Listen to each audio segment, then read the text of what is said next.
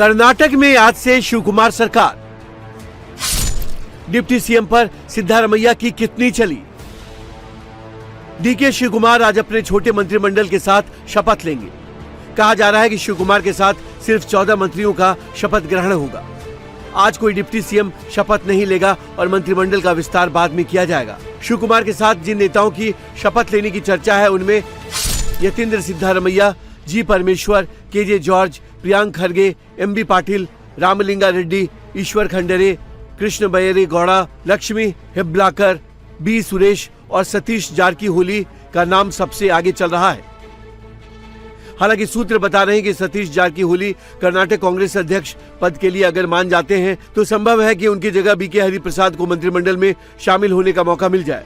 इन चेहरों के अलावा के.एच. मुनियप्पा और दिनेश गुंडू राव के नाम भी रेस में शामिल हैं। जिन नामों को करीब करीब तय माना जा रहा है उनमें यतीन्द्र सिद्धारमैया पूर्व सीएम सिद्धारमैया के बेटे हैं और फिलहाल विधान परिषद के सदस्य हैं। डॉक्टर जी परमेश्वर कर्नाटक कांग्रेस के सबसे प्रभावशाली दलित नेताओं में से एक हैं।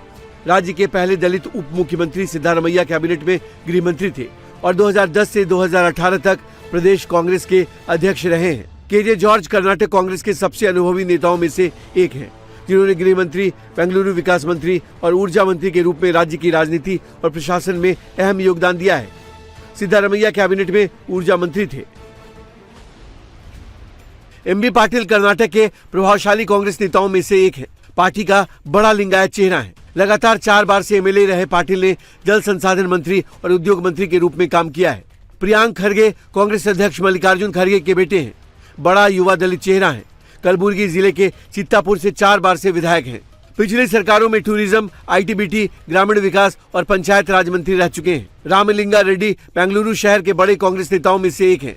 1985 से लगातार चुनाव जीतते आ रहे हैं। पिछली कांग्रेस सरकारों में गृह मंत्री, परिवहन मंत्री और हिंदू धर्मदान विभाग मंत्री रह चुके हैं। ईश्वर खंडरे बीदर जिले के बाल्की सीट से लगातार 1999 से ही एमएलए हैं। हैदराबाद कर्नाटक रीजन के प्रभावशाली लिंगायत नेता हैं और पिछली सरकारों में ग्रामीण विकास और वन मंत्री के रूप में काम किया है। डीके शिवकुमार के दिल्ली से बेंगलुरु लौटते ही शपथ ग्रहण समारोह की तैयारी तेज हो गई है।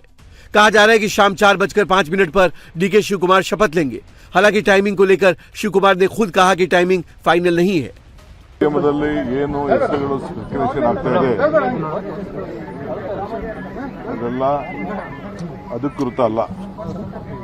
ನಾಳೆ 10 ಗಂಟೆ ಮೇಲೆ 10 ಗಂಟೆನೋ ಮಧ್ಯಾಹ್ನ ನನಗೆ ಹೆಸರನ್ನ ದೆಹಲಿಯವರು ಕಳಿಸ್ಕೊಡ್ತಾರೆ.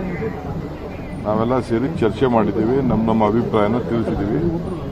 ಅಂತಿಮ ತೀರ್ಮಾನ ದೆಹಲಿಯವರು ಮಾಡಿ ನನಗೆ ಕಳಿಸ್ಕೊಡ್ತಾರೆ. ಆಮೇಲೆ ನಾನು ರಾಜಭವನ್ಗೆ ಪಟ್ಟಿಯನ್ನು ಕಳಿಸ್ಕೊಡ್ತೇನೆ. ಇಷ್ಟು ಮಾತ್ರ ಹೇಳಲಿಕ್ಕೆ ಬಯಸ್ತೇನೆ.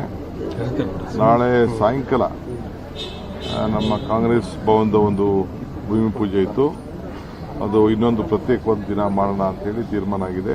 ಸೊ ಯಾರಿಗೆ ಆ ಇನ್ವಿಟೇಷನ್ ಕಳಿಸಿದ್ದೀನಿ ಅವರೆಲ್ಲ ಇನ್ ಟೈಮಲ್ಲಿ 2 ಗಂಟೆ ಒಳಗೆ ನಮ್ಮ ಬ್ಲಾಕ್ ಅಧ್ಯಕ್ಷರು। शपथ ग्रहण समारोह में कांग्रेस अध्यक्ष मल्लिकार्जुन खरगे, लोकसभा में नेता प्रतिपक्ष राहुल गांधी के अलावा कांग्रेस शासित राज्यों के सीएम और डिप्टी सीएम, सभी प्रदेश के कांग्रेस अध्यक्ष और सभी कांग्रेस सांसदों को भी न्योता भेजा गया है।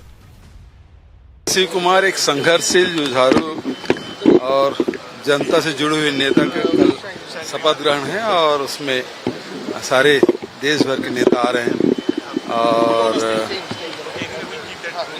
अगले चुनाव की तैयारी भी उनको करनी है, तो एक बड़ी चुनौती भी उनके साथ है। निश्चित रूप से बिल्कुल दोनों नेता हमारे बहुत ही सम्माननीय और बहुत कर्मठ और अनुभवी नेता हैं। कांग्रेस जहां डीके शिवकुमार की ताजपोशी से गदगद है, वहीं बीजेपी ने कर्नाटक में सीएम चेहरा बदलने को जनता के साथ धोखा करार दिया। सीएम पद से एक ओबीसी चेहरे को हटाने पर भी सवाल उठाए। दुखद है, कर्नाटक के नागरिकों के साथ धोखा है। 3 साल से सरकार चला रही थी। आपस में लड़ने के सिवाय इन दोनों लोगों ने, सिद्धारमैया जी ने और शिवकुमार जी ने, कुछ नहीं किया। पूरा 3 साल कुर्सी की लड़ाई में चला गया। 53,000 करोड़ हर साल निकाले गारंटी के नाम पर, कहाँ गए कुछ पता ही नहीं। कांग्रेस हाईकमान के लिए कर्नाटक में मंत्रियों के नाम तय करना आसान नहीं था। बताया जा रहा है कि सिद्धारमैया ने अपनी मांगे मनवाने के बाद ही इस्तीफा दिया है। राज्यसभा की सीट ठुकराने वाले सिद्धारमैया को फिलहाल कांग्रेस वर्किंग कमेटी का सदस्य बनाकर पहला टास्क दे दिया गया है।